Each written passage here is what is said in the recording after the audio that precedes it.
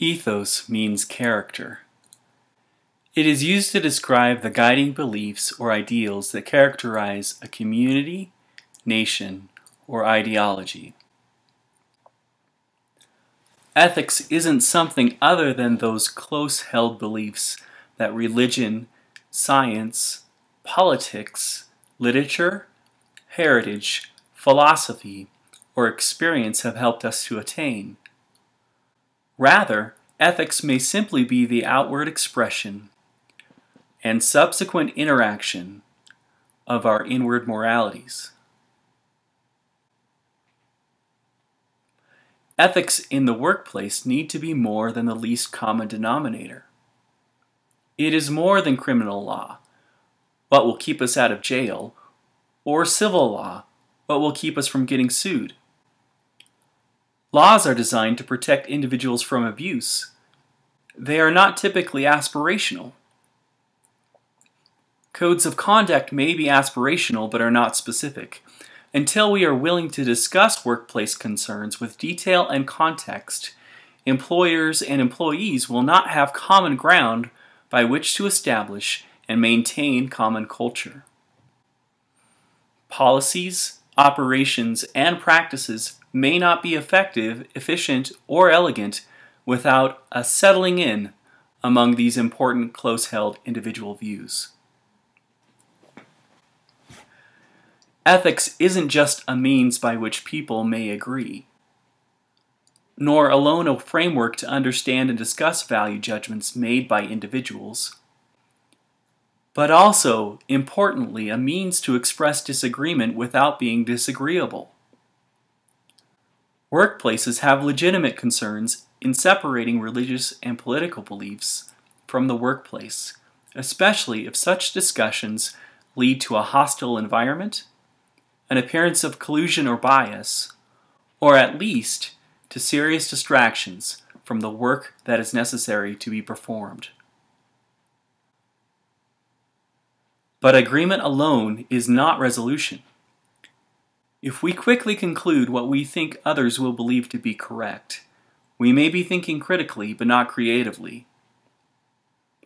Lacking multiple points of view, we may be led down a path of our own choosing that isn't in our own best interest, nor in the best interest of those we represent.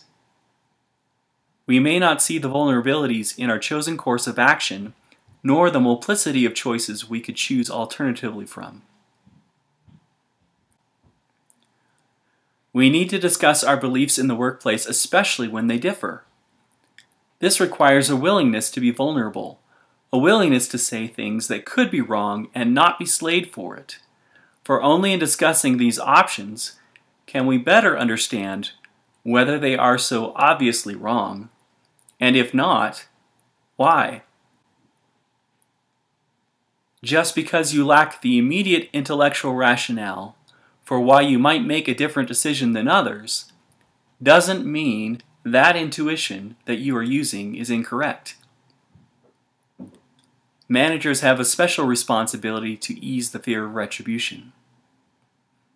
Alright, so in 3 weeks, I need you to work the weekend.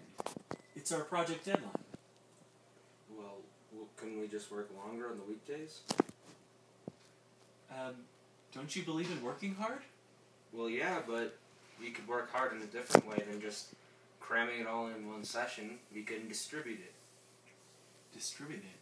We've been doing this for 3 years now, every 6 months. Alright then, so you feel like you're happy to work hard, but it doesn't have to be in that same way that we've done it before, is that right? Yes. Okay. And that if we planned out our time a little bit better, maybe we wouldn't have to work over the weekend every so often? Yes. Is that right? Exactly. We could be a little bit smarter about it. Is that what you're saying?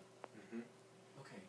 Well, I don't know if we can do that for this near-term deadline, but I promise you that we will make a difference on the next deadline and plan it all out. Will that work for you? Yeah, that sounds good. So we make the sacrifice this time, as we've had before, but we're going to try to lean out our time so that we won't have to do that in the future. Does that work for you? Yes. All right, then. Not all decisions need to be discussed, nor at length.